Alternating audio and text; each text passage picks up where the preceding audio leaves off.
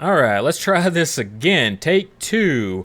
Hey, everybody, welcome back to Battle Ready Inc. So, today we're going to be taking a look at BT10, but we're going to kind of break down this set and we're going to look at just the high end cards, the most impactful cards. Not necessarily something that's going to be expensive or anything like that, but cards that are just going to blow the competition out of the water. Either they're going to make the game just super busted for the deck that they go into, or they're just going to absolutely uplift a color for just much needed support. Just general outstanding cards that are just good for the colors that they go in. And these are just going to be just general cards. We're not just going to be talking about specific decks here. We're just going to take the set as a whole and just look at the absolute best cards in the format, or in the set in general. Also joining me today, I've got Yugo Souls here.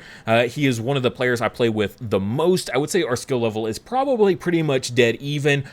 Just kind of going back and forth a lot of the times. But the thing that I wanted to have him on the channel for is because he sees the meta like I do, but from a different angle of a type of player. Like our play styles are vastly different, even though we're still on par with each other. And so I wanted another viewpoint for talking about a lot of these cards, to really kind of explain them and get the point across.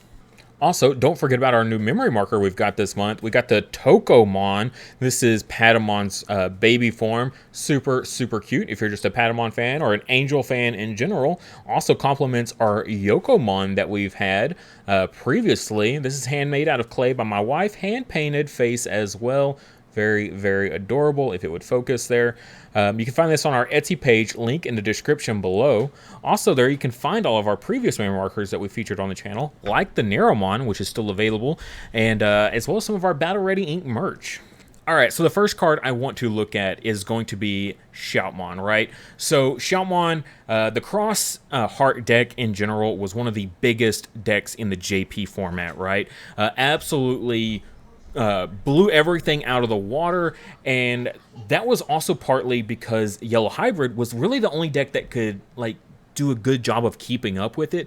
There was other decks that could also keep up with the Cross Heart deck. However, those decks suffered against the Yellow Hybrid deck severely. Now that Yellow Hybrid has taken kind of a back seat in the meta, those other decks that could really put Cross Heart in its place now have a chance to rise up. So I'm really hoping we're going to hit this happy medium of all these old these other decks that can really kind of even out this format and it not just be all Cross Heart. I think we're going to be in a lot better place than the JP format was because of that. I know the Cross Heart deck wasn't hit directly, but having one of its main competitors hit will bring out other competitors that are going to do a great job against it. So really excited for that. But what exactly makes Shoutmon Cross 4 and just the Shoutmon Cross Heart deck in general so good? And that's going to be the Shoutmon Cross 4 and the Cross 5 cards specifically. So if you're not familiar, there's the new save mechanic. So when their rookies get deleted, they get put underneath Tamers. And so one of the Tamers allows you to use the cards underneath the Tamers for the Digicross effect. And what the Digicross effect is, you're going to take these cards listed here. So on this one, we got Digicross 2, Shoutmon, Ballistamon, Darulamon, and Starmons. You're going to take those cards from your hand and slide them underneath as inheritables. And for every one of those you do, you get -2 on the play cost. So you put all 4 of these guys underneath, he becomes a 1 play cost level 4. And if you combine him with the Shoutmon in this set gives it Rush. So all these X4s are going to have Rush. 1 play cost level 4 with Rush. That's super, super strong. I mean, a 5 play cost Agumon, right, in old sets was super, super crazy good. And now we're going to have a whole deck basically themed around that mechanic of just play out, rush, and then either you get deleted, and with this guy you can material save, so you get to pick 2 of your inheritables and slide those back underneath of your Tamers. Now, the Cross 4 is so much more important than the Cross 5, because whereas the Cross 5 has this same material save mechanic here of material save 3, this is a level 5. He has 5 different cards listed though, so essentially he becomes a 0 Evo cost with Rush. That's pretty strong. That you would think, okay, well that's definitely the better one, right? Security attack +1, 0 play cost, with Rush. How is that not the better one?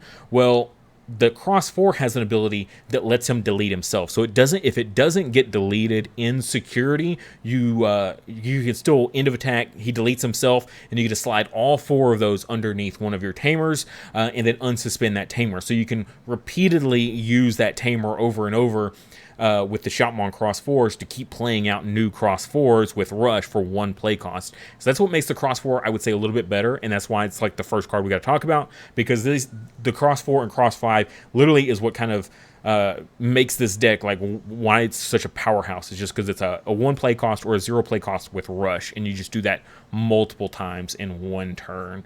Any thoughts on that, on the Cross 4 or Cross 5 that I might have missed there? I mean, for the Cross 5, the Sparrowmon gives it reboot. So it opponent's turn, if Cross 5 lives a check, you have reboot blocker, which is actually kind of intimidating, and especially with how quick that deck can set up.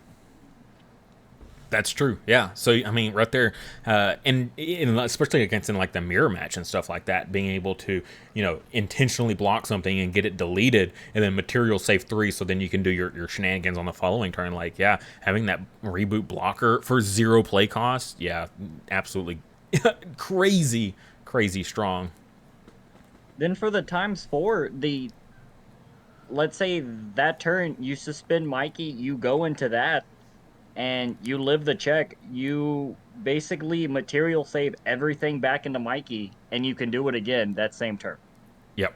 Yeah, that end of attack ability is great. Like the material save 2 is still solid, but really you want this one to survive the check, whereas the Cross 5, you kind of want it to get deleted. You don't want the Cross 4 to get deleted because you want to use its end of attack ability. Most definitely.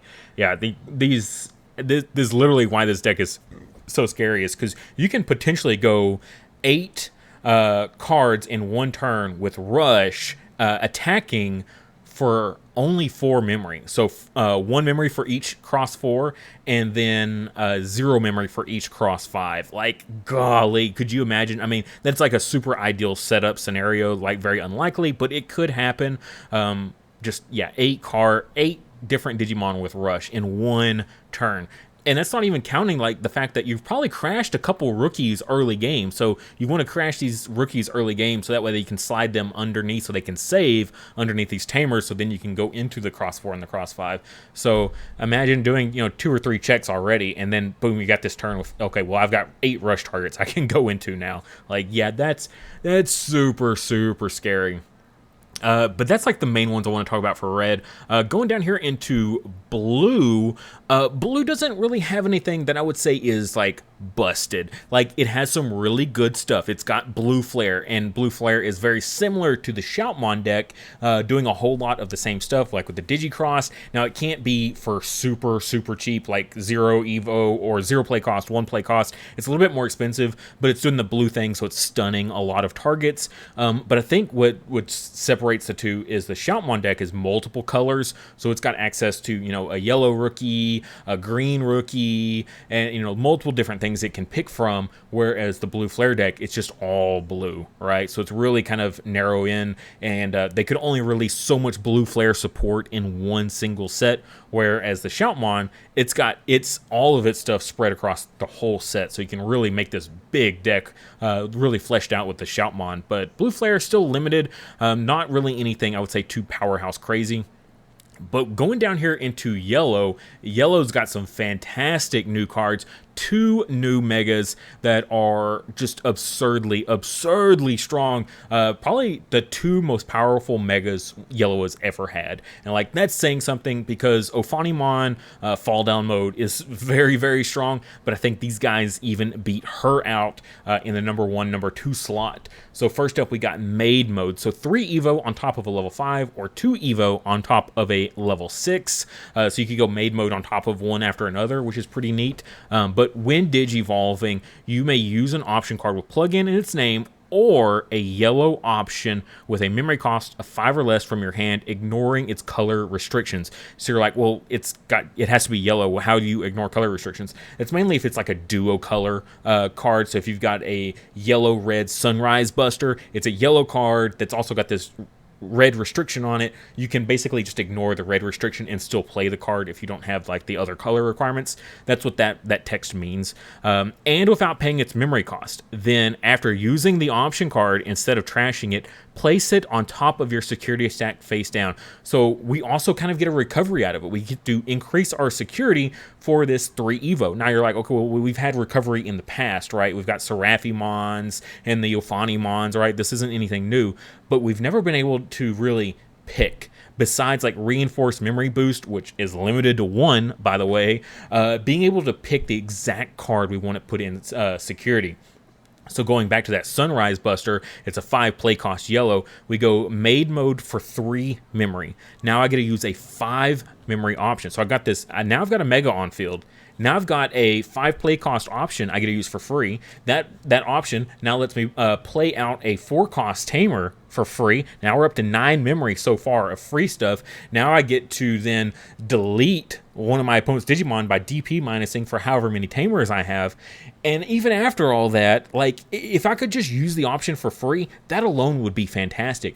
But then I get to put that option in security. So when it gets hit, I get to do it all over again. I get to play out another 4 cost Tamer. I get to delete something else on my opponent's side of the field, all for that original 3 Evo memory, or 2 Evo memory on top of another level 6. Like, Maid mode just became exponentially stronger than like most megas in this entire game. Yeah, it's a little bit more restrictive. It can only be used in decks that where you can have that 5 play cost or less yellow, or in a plug-in sort of deck, like in a traditional Sakuyamon deck. But yeah, just wow, what a crazy good card. Any highlights that I might have missed on that one? No, I think you covered everything on it, but it's going to be a card where in the future when Yellow starts building decks, it's going to be something that they always have in the background to be like, hey, we need a Mega, we run a bunch of options, let's use her. Right, kind of similar to like BL Star, right? Every time a 7 cost option comes out, the BL Star players perk up and they're like, oh, can we use that in BL Star? Like, you know, can we finagle it? Is it good in BL Star? You know, we'll use it there. Definitely kind of has that vibe to it of like, anytime an option comes out that's like, can I use this with X card? You know, or Maid mode or BL Star definitely has that same kind of mentality to it. It will forever be a card that people will always think about moving forward. And then next up is Venusmon, kind of the same caveat of it's just a good generic Mega for yellow. You don't need a specific Evo stack. You don't need to play it in like a specific deck. As long as you've got some yellow level 5s you can Evo on top of, Venusmon is a card that you can always look at for your yellow decks, which is really amazing, because this is basically like a skill drain. So if you're like a former Yu-Gi-Oh player like I am, you know all about skill drain. Just let me just turn off all my opponent's effects, like of their Digimon. That's super strong. So it has the ability of, when in Digivolving, all of your opponent's Digimon gain security attack -1 until your opponent's turn ends. So why that's so crazy is because it says all of your opponent's Digimon. So even if they play out a new Digimon, they promote up, they hard play something, whatever, if they DNA into something else, everything, all of it will have security attack -1. It doesn't go away. It's just this big blanket. Everything you play the whole turn will have security attack -1. That's super strong by itself. Very similar to, I believe it's Holy Flame. When Holy Flame gets hit in security, all of your opponent's Digimon have security attack -1. It's the same premise of that, because the way it's worded with all of your opponent's Digimon, it's just they're all gonna have it no matter what. It's not just the existing ones when at that moment you Digivolve. It's everything moving forward throughout their whole turn. That's really strong. But opponent's turn, your opponent's Digimon with security attack, there's no minus or plus on this. It's just if they have anything that has to do with security attack, whether it's the security attack -1 that Venusmon has placed on them, or say it's another turn after this where Venusmon is stuck around and now they're playing, you know, stuff like the Cross 5 that's got security attack +1, or they're playing Black War Greymon, Gammon that's got security attack bonuses. That this applies to them as well, okay? They can't attack this Digimon. Okay, well, that's great news for Black War Greymon, because Black War Greymon really likes to swing over Megas and do all and just clear the field like that. So it can't do that. But also, when Digivolving and when attacking effects of those Digimon don't activate. So mind-blowing. We finally have like just a complete like null field kind of effect here with the Venusmon. And like I said, this is going to be used like in any yellow deck moving forward. Just let me just turn off all when Digivolving and when attacking effects like for an entire turn. That's super, super strong. I mean, that card shuts down everything, like you were saying, Black War and Jesmon gets shut down by it. Which, Jesmon, they love their when attacking and when digivolving effects. Right, being able to play out all those the sister mons for free, and then doing all their kind of crazy combos that they can do just by playing out all those free cards. Yeah, definitely. All right, the next card we're going to talk about is Bloom Lordmon, and so you go ahead and take the lead on this one and talk about this one. When digivolving, suspend one of your opponent's Digimon, and you're gaining for your vegetation, plants, and fairies, and then being able to unsuspend it for its when digivolving effect.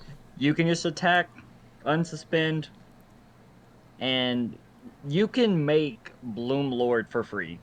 That's not including the piercing and then the gaining the plus 2,000 extra security checks.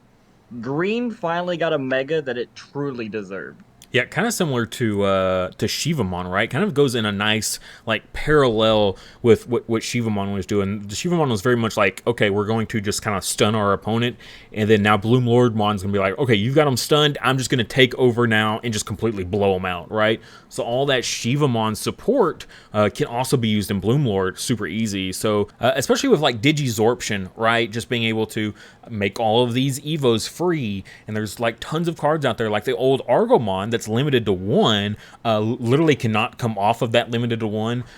People are like, oh yeah, it's not really doing anything anymore, like what does it matter? Well, Bloom Lordmon is why that card cannot come off. So when you attack, you get to play out that rookie for free suspended. That's another suspended body on field for Bloom Lordmon to take into account for your turn, right? It's not when digivolving that one matters super much. It's just your turn. If you for every 2, you get that security attack +1. You've got your piercing. You've got that massive DP boost. Bloom Lord is just going to run something over and then just clear tons of security. And that's what a lot of the support in this set is doing. It's just giving you multiple things, this big wide field of suspended Digimon. Yeah, Bloom Lord might be the only one attacking that turn, but even on the following turn, if they didn't if they do kill the Bloom Lord, whatever way, they probably put a lot of resources into killing it because it is a mega. It's not exactly easy to kill. You still just have a field full of Digimon that you can use. Absolutely crazy, crazy strong card. And just the deck in general works great for it. All the support for it. Green's real big on suspending. So, I mean, Bloom Lord having the piercing built into it with the extra checks, like, he's just a great green mega. For sure, yeah. And because green has struggled in the past, it's either you get a bunch of security attack or you get piercing, or you have to like finagle piercing into it somehow, or like JP gives piercing but only to like the hybrids, and then you could use other stuff, but it was always like stuff that just you didn't want to waste the slot on giving it piercing. You just wanted the mega to have piercing, and so that's already like fantastic that it just has it built in. But then like all this other stuff in addition to it, it's just absolutely crazy, crazy strong. Moving down here into black, though, I wouldn't say black is kind of in the same situation as blue. It's got a great new deck in the Dark Knightmon, really fleshing this deck out a whole bunch, kind of working in the Digicross stuff here, and still doing what Dark Knightmon decks do of once it dies, it breaks apart back into its other pieces, but it's not like broken, right? Or not even broken, but it's not like crazy, crazy, super strong and just an absolute, like, detriment to the game. Like some of these other cards are just absolute blowout cards on their own or even in the decks they go in, but I don't think Dark Knightmon's quite on that power level. Same with Justimon. It's got a new mega here in the form of Critical Arm to really kind of help complement that the Justimon deck. It needed a good secondary mega, which it has now, but it doesn't make the deck like super high tier crazy awesome. But jumping down here into purple, Purple has, they've got some new stuff here with Tactimon doing some Bogger Army shenanigans, but the highlight is Minervamon. So Minervamon being the Basically, the new version is play Lilith Loop. If you're familiar with Lilith Loop, it's all about, you do multiple loops in the same turn with the Mega. You keep evoing it, and you just have like this crazy long turn of memory gain and just like flooding the field and stuff like that. Minervamon basically does the same thing. So you're going to use the card, I believe it's Revive from Darkness, which you delete a Digimon to play out, or delete one of your own Digimon to play out a level 5 from your trash, and then Minervamon's on deletion effect will kick in afterwards, which will also let you play out a level 5 from trash, but whereas the option card says no on-play effects, Minervamon, you do get your on-play effects. So then you're going to play out the Werewolf mode to pop the Cerberusmon, and you just gain all of that memory from popping the Cerberusmon. So you're just going to gain 9 memory right there. Now that option card is a 5 play cost, but you're still plussing 4, and you're getting a rush target on field, and then you can just repeatedly do this over and over and over. As long as you've got the Minervamons and the Cerberuses, you're good. Unlike Lilith Loop, which is like, okay, I've got to at least get 10 cards in trash before I can start doing my loop. And so they were always playing cards to help fill up their trash really quickly, which sometimes led to them decking out or, whatever the case may be. But Minervamon is just like, hey, if you've got the cards, you've got the combo. It doesn't really take a whole lot of setup, which is really, really great about the Minervamon.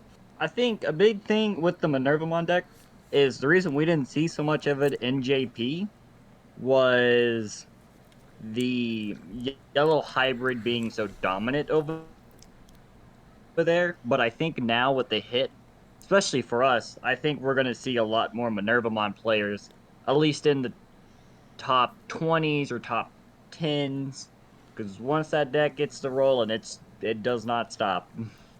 Yeah, I mean, we saw the same thing happen with Lilith Loop in like the BT7 format. Like, once it topped, Ying, just an absolute beast of a pilot, took that Lilith Loop deck and put it on the map, and then people jumped onto it. I think the same thing's going to happen with Minervamon. Like, people that don't really know about the loop, they're like, oh yeah, Minervamon, okay, it's a cool thing, I got to play out something out.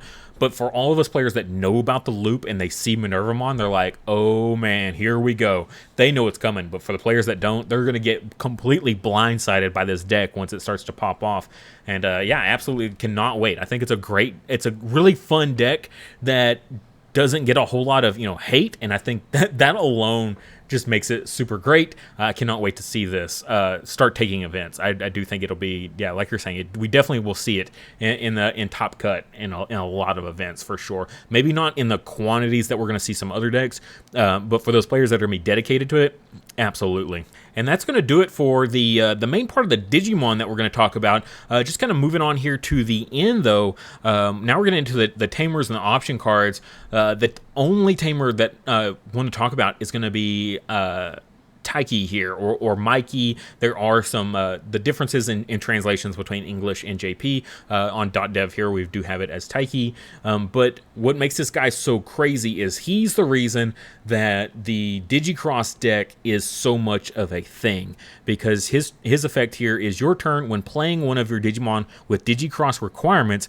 By suspending this Tamer, you can also place cards from under your Tamers into Digivolution sources by Digicross. So that's what we were saying earlier. Is like you're going to get those free checks with the rookies that are just going to crash into security and then save themselves underneath the Tamers. Well, then Taiki comes along here, and he's how you use your Digimon underneath your Tamers for those on-play Digicross requirements, right? Because normally those Digicross requirements have to be in hand, but Taiki allows you to use those on field. And that's what's super great about Taiki here. Now, some of you are like, well, there's also the blue one. The blue Tamer also does the same thing, but he's also one more play cost. He is a memory fixer, which is nice. A memory fixer is always solid, but you don't really need a memory fixer in the Cross Heart deck, right? Because you're playing stuff for zero play cost, right? With the Cross 5, or 1 play cost with the Cross 4. You don't need a ton of memory to just absolutely pop off. And Taiki is a searcher. He's a consistency piece. I mean, think about Davis. Davis has been in blue forever because he's a consistency card that also has a secondary effect turn after turn. And Taiki here is fitting that same bill, as he's a great on play effect for only 3 memory, which is really, really nice. And then in addition to that, he's going to provide your deck with basically the fundamental reason of why it's so good, turn after turn after turn. I mean, yeah, that Mikey's a threat in this deck. I mean, as soon as you're able to pop it with Black War or Jellymon's option, as soon as you get rid of that card, the deck basically dies. Yeah, that's true, because once they, especially if they've got a bunch of their resources on the field already and they're expecting to pop off, and then all of a sudden their Taiki is gone and they're like, oh, I can't use anything on the field anymore. I'm in a really bad spot. Now, of course, they can go into another Taiki, or one can get hit security, but until they get that other one, like, they're just kind of dead in the water there for a minute. Yeah, that's very sure. Like Lucimon also in Master players, definitely. If you see the Mikey on field, that's going to be your number 1 target. Also, you mentioned this to me earlier, but the green one has also the effect of when you play a Digimon card with Crossheart in its traits, you may suspend this Tamer to gain 1 memory. This is just another reason of why you don't need the memory fixer, is because you're playing the yellow, green, and red ones. Those are going to be your main focus Tamers that you're going to run like max quantities in the deck. If you've got him, I think his English name is Jeremy. If you've got him on field, then you don't really need a memory fixer. You're already super cheap, and then you're going to gain that 1, so your cross 4s become free with the green Tamer. So yeah, absolutely. And these guys have great on play effects. So the green and the yellow both let you just play out free rookies of their respective colors. So you don't feel wasteful when you play these Tamers, just because you instantly get that body on field. It's a 2-for-1, kind of like Nokia is in those Agumon decks. Is you never feel bad as long as you got the Agumon that you also get to play for free. Then it's just like 2 birds with 1 stone, definitely. But yeah, Taiki, I think, is fundamentally why Crossheart will be as strong as it is, just because of his effect of allowing you to play those resources from the field. And that's what makes the save mechanic so important. Now, the last card that I have on my list here is an option card that completely changes one of the colors in the game, and a huge struggle that they've had for a long time. Literally since set 1, they've needed this card. It has been so needed. I felt so bad for this color for so long, because they just haven't had a choice. And that's going to be Grandel Soul. And for those that aren't aware, main, suspend one of your opponent's Digimon. Then return one of your opponent's suspended Digimon to the bottom of its owner's deck. You're probably thinking, well, they've had Terra's Cluster. Terra's Cluster already bottom decks a card, and it's 1 play cost less. Yeah, but Terra's Cluster could only ever target something that was already suspended. So if it was your turn and they've got like a Black War Greymon with Reboot Blocker, or any of these big mega threats, level 6s, level 7s that you just cannot clear, right? There's nothing you can do. You've never had an option where, like, okay, I just play this and we'll get rid of that. And yeah, it's a lot of memory, but I cleared a huge threat on the field. I feel a lot better now, and we're good. And then like Terra's Cluster in security was, that was okay, because typically you're going to bottom deck whatever big threat just attacked into it. But the issue was, like, against decks like D-Reaper, and every time Reaper attacks, it would unsuspend before the security check would go off. Terra's Cluster was completely dead in that matchup. So Grandel Soul just being able to finally give green something. Like, it didn't have Megadeth, which was blue-green for 5 play cost, which is really cheap, but most green decks never really work into blue. Several blue decks often can work into some green, but it never went the other way. So I think Grandel Soul finally being in the game for green, just like green finally needed this. I'm a big fan of all the decks I build. I like to have 2 option cards for dealing with just big threats that you just can't see coming. You don't know what you're going to play against in a tournament, and you just want to have that trump card in your sleeve there, of not literally, but you know what I mean, of just having available to you in case you got to clear something, a big threat off the field. Whether that be Gaia Force for red, or you're playing Kikaitis for blue. Now green has Grandel Soul, right? It finally has its dedicated card. Even black has Iron Fisted Onslaught and the other one, Ultimate Flare, for whichever one you feel more comfortable with. Both great cards for black. Now green finally has something that they can call their own that literally this card should have been in the game from the get-go. It should not have taken 10 sets to get this card to green. I agree, and as you were saying, I mean, some of our matches, when I was playing blue green musketeers, where you were playing jelly and you would attack in the terror cluster, you would be unsuspended with Tesla. Well, not Tesla, but the Venusmon would unsuspend first before the check. Yeah. Terror cluster is a good card, but just your opponent's Digimon has to be suspended. This at least gets over that requirement, and it's so much better for green decks. Yeah. And also going off that security, say your opponent swings in with a rookie first, right?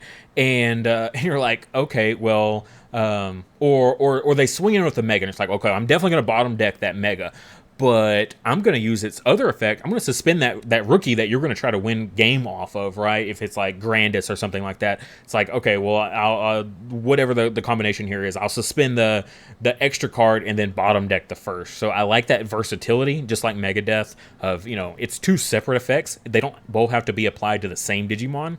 And also, we did kind of gloss over the first part here, but you can reduce this by 2 to make it a 6 play cost, which is not difficult, right? 2 or more green suspended Digimon in play. Reduce the memory cost of this card by 2. 6 play cost for this. Like, oh my god, this is so great. Good for green. I'm really glad that we're finally to this point for green. And that's all the cards I'm super excited about. But was there any card that I might have missed that like you're just super ecstatic for in this set that you just absolutely cannot wait to have? Venusmon. We've talked about it. I've been a huge Gammon fan since episode 1 of the anime, and this card being able to copy any card with Gammon at its source, the ability copying the Blitz, the Unblockable, the Piercing, the Retaliation.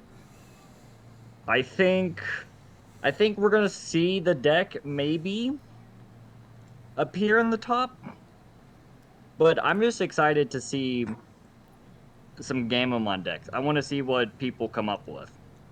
Right, yeah, we've had all this Gammon support for a while, but it's never really been able to be tied together, right? Multiple colors are always difficult to work into one deck, and but the Kano Venusmon here works because you can just Evo on top of any of the Gammon stuff because of it's got the black box text, which overwrites the color restriction requirements.